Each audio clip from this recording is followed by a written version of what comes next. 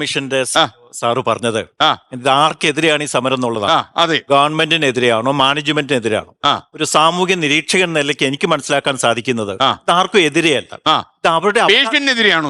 No, ഇത് അവരുടെ അവകാശത്തിന് വേണ്ടിയുള്ള സമരമാണ്. അവരെന്താണ് അവകാശം വെക്കുന്നത്? ഒരു ഒറ്റ കാര്യം മാത്രമേ അവർ മുന്നോട്ട് വെക്കുന്നുള്ളൂ. അവർ മുന്നോട്ട് വെക്കുന്ന കാര്യം എന്താണ്? ഞങ്ങൾക്ക് മാന്യമായ വേതനം കിട്ടണം. ഇവിടുത്തെ ഒരു അവിവിദഗ്ധരായ തൊഴിലാളിക്ക് കൊടുക്കുന്നതിനേക്കാൾ കുറച്ചെങ്കിലും കൂടുതൽ വേതനം ഞങ്ങൾക്ക് തരണം. ഇതാണ് അവർ ഉന്നയിക്കുന്ന പ്രധാനപ്പെട്ട കാര്യം. രണ്ടാമത്തെ കാര്യം ഇവർ ഉന്നയിക്കുന്നത്, അതായത് ഞങ്ങളുടെ ഇവിടെ ചാരിറ്റി ചെയ്യുന്നതിന് വേണ്ടിയിട്ട് നേഴ്സുമാർ സഹിക്കണം. അതെന്ത് ന്യായമാണ്? എന്ത് യുക്തിരാഹിത്യമാണ്?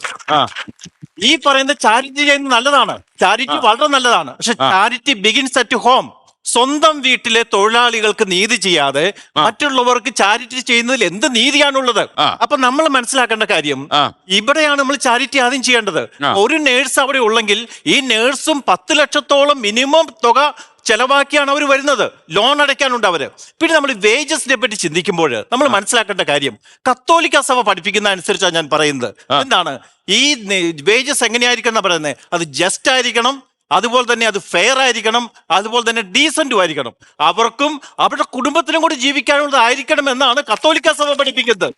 ഈ രീതിയിൽ വേണം നമ്മൾ വേജസിനെ കണക്കാക്കാൻ. ഇപ്പോൾ ഈ കൊടുക്കുന്ന ശമ്പളം കൊണ്ട് അവർക്ക് ജീവിക്കാൻ പറ്റുമോ?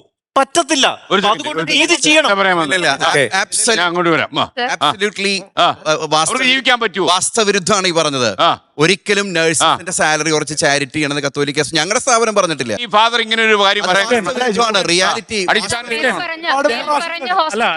ഞാൻ പറഞ്ഞത് ഒരു ഹോസ്പിറ്റലിനെ മാത്രം അടിസ്ഥാനപ്പെടുത്തിയല്ല, എല്ലാ ഹോസ്പിറ്റലിന്റെയും കാര്യങ്ങളാണ് ഞാൻ സൂചിപ്പിച്ചത്. ചാരിറ്റി എന്ന് പറയുന്ന വാക്കിന് അതിന്റെ അർത്ഥമുണ്ട്. ഈ പറഞ്ഞ സ്ഥാപനത്തിൽ ട്യൂട്ടേഴ്സിനെയും എല്ലാ അധ്യാപകരെയും വിദ്യാർത്ഥികളെയും ഇറക്കിയിട്ടാണ് ഇവർ നഴ്സിംഗ് കെയർ കൊടുത്തിരിക്കുന്നത്. ഈ സമര ദിവസങ്ങളിൽ രജിസ്റ്റേർഡ് നഴ്സ് അല്ലാത്ത സ്റ്റുഡൻസിനെ വെച്ച് പേഷ്യന്റ് കെയർ കൊടുക്കുന്നത് ശരിയാണോ? രോഗിക്ക് എന്തെങ്കിലും സംഭവിച്ചാൽ എന്തുണ്ടാകും? ഡെയിലി വേജസിന് 1200 ചില്ലാനം രൂപ. അതായത് ഈ തീവ്രമായ രോഗം ബാധിച്ച് കിടക്കുന്ന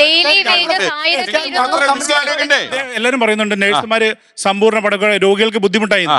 എന്തുകൊണ്ട് 5 ദിവസമായിട്ട് ഇത്രയും വലിയ സമരം നടത്തിയിട്ട് ചർച്ചകൾക്ക് പോവരുതെന്ന് മാനേജ്മെന്റുകളെ വിലക്കും? ഒരു സെക്കൻഡ്, എന്തുകൊണ്ട് നിങ്ങൾ ചർച്ചയിൽ നിന്ന് ഒഴിഞ്ഞു നിൽക്കുന്നുണ്ട്?